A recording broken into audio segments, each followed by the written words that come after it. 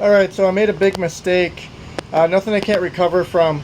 But when I was doing the state of Minnesota here, I got the 0.45 inches, got that right, but I had put in 24 inches width and length, when in fact it's 20 inches. I don't know what I was thinking. It was just a weird size.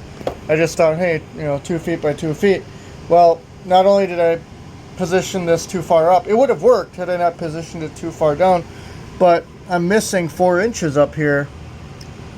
That's what she said. I know. Yeah. Congrats, Canada. You get the little tip up there, Lake of the Woods, all that stuff. According to my work, that's yours now.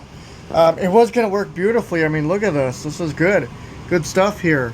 Yeah, that sucks because I don't